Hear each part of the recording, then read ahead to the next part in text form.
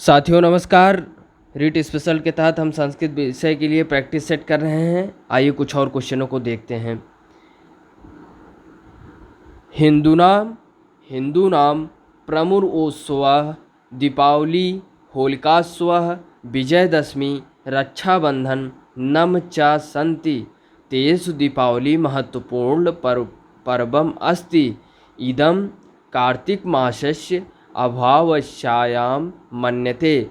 अस्मिन् दिवसे श्रीरामः पितुः आज्ञां पालयन् 14 वर्षाणि वने उषित्वा रावणं हत्वा स्वपत्नी सीतां च विमोच्य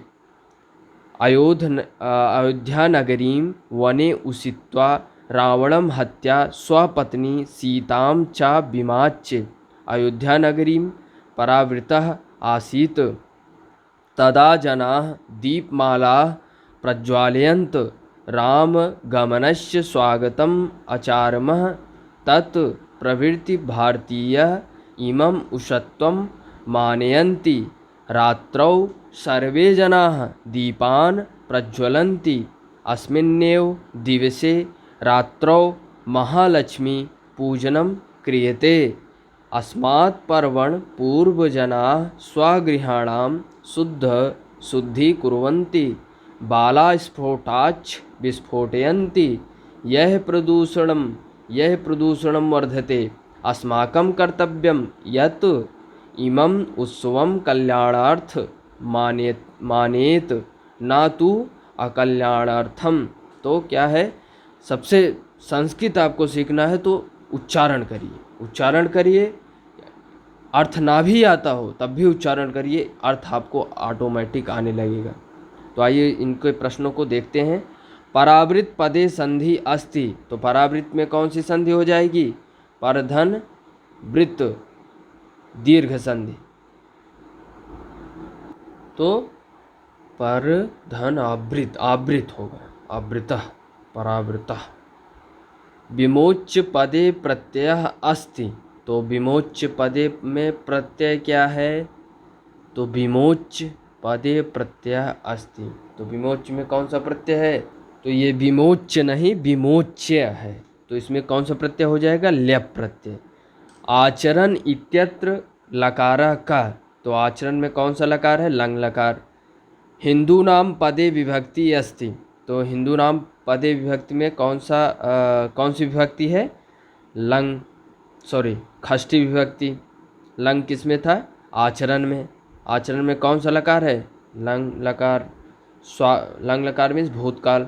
स्वागतम इत्यत्र संधि कः। तो स्वागतम मीन्स कौन सी संधि हो जाएगा? तो इसमें कौन सा हो जाएगा? यड़ संधि, क्योंकि इसमें शु धन आगतम, उ धन आ वा।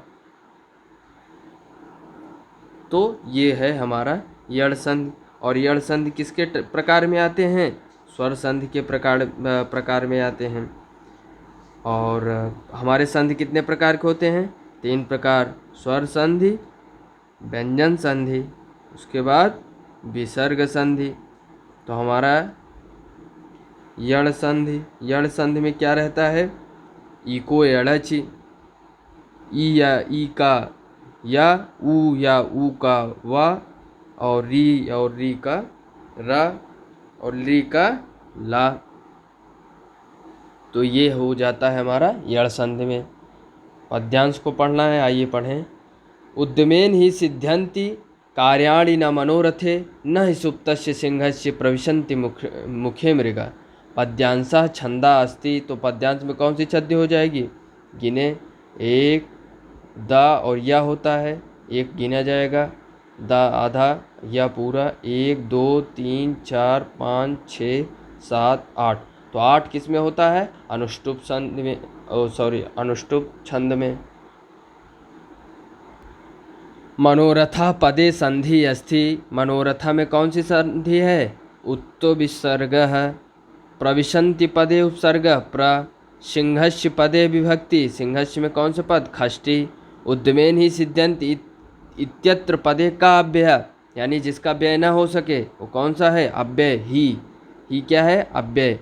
मकारस्य उच्चारणं स्थानं भवति नासिका। हिमालय से गंगा निकलती, हिमालयात गंगा प्रभवती। विवार बाह्य प्रयत्न कह स कवि नाम वा कालिदासा श्रेष्ठ कविषु। आधार कति विधि, आधार कितने प्रकार की है? त्रिविध।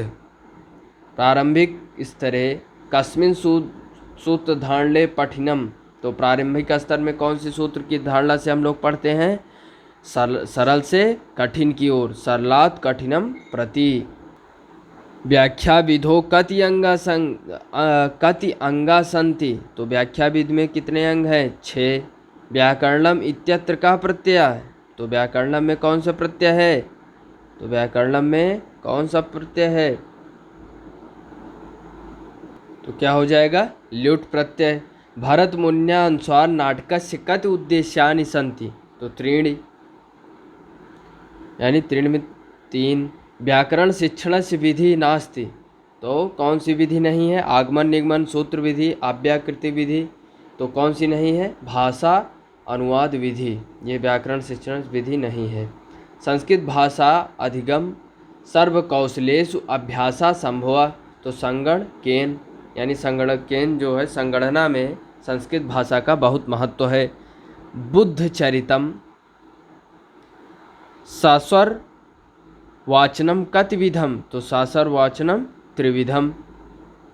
संस्कृत शिक्षणे दृश्य साधनम नास्ति, तो संगणकम।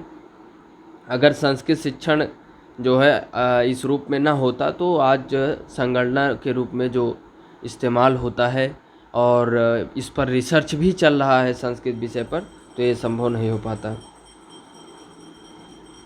बुद्ध चरितम कस्य कृति ही अस्ति, तो बुद्ध चरित किसका है? अश्वघोष का है।